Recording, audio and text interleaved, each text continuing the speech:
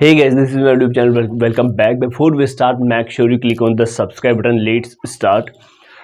Majorly है जो what is the difference between revolution and rechecking, इसके रिगार्डिंग है जो बात करने वाला है। हालांकि मैं आपको लास्ट में मोस्ट इम्पोर्टेंट थिंग मैं आपको जो बताऊंगा वो भी आप है जो वहाँ तक पहुँचना आप बिल्कुल ईजीली।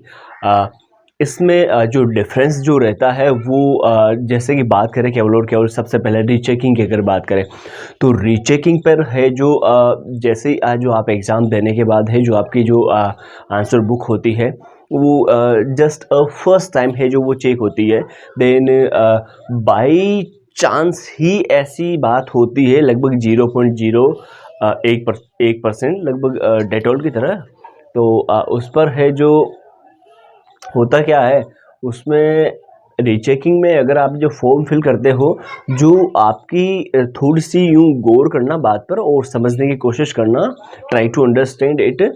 हालांकि इजी लैंग्वेज में मैं आपको बताऊंगा, लेकिन जो आपकी जो ऑलरेडी जो कॉपी जो चेक हुई है उसके बाद है जो आप दोबारा जब कॉपी चेक करवाते हो तो वो होता है एक तो रीचेकिंग। अब रीचेकिंग में क्या होता है उसकी थोड़ी डिटेल अपन जानते हैं।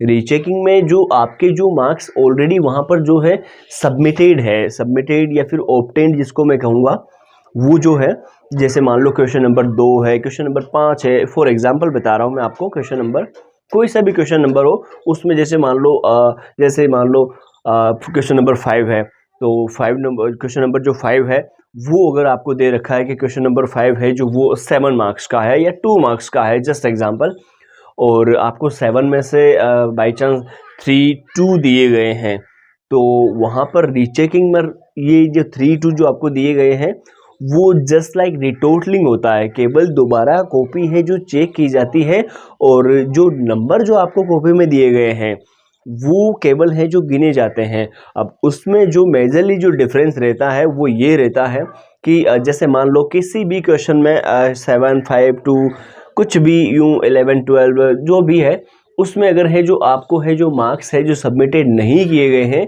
या फिर है जो आपके आंसर बुक जो है आपकी बोर्ड की कॉपी है, यूनिवर्सिटी की जो कॉपी है आपकी, उसमें है जो आपको है जो उसमें मार्क्स नहीं दिए गए हैं, कहने का मतलब ये हो गया कि बाई चांस बाई मिस्टेक है जो चेक करना है जो भूल गए होंगे या फिर है जो अगर आपका वे ऑफ आंसरिंग, अगर आपका आंसर देने का तरीका अच्छा है कि आपने गैप दिया था क्वेश्चन के बीच में तो फिर वो वहाँ पर तो थोड़ी सी है जो फोकस हो जाता है, हाईलाइट हो जाता है। लेकिन अगर आप जस्ट कंटिन्यू अगर आप आंसरिंग कर रहे हो क्वेश्चंस के तो फिर वहाँ पर है जो ऐसे मिस्टेक के जो चांसेस है वो काफ़ी ज़्यादा इंक्रीज़ हो जाते हैं, क्योंकि वहाँ पर है जो कोई अकेले बच्चे की जो आंसर बुक रहे हैं वो नहीं रहती है।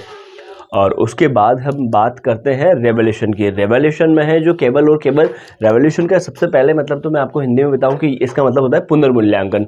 अब पुनर्मूल्यांकन में होता क्या है, जो मूल्यांकन आपका किया गया है, मूल्यांकन अब वो अब आप प्रश्नों का मानो, आपके उत्तरों का मानो या फिर आपके जो अंक है उनका मानो, मार्क्स का यूँ, तो उनका है जो पूरा का पूरा पुनर्मूल्यांकन किया जाता है।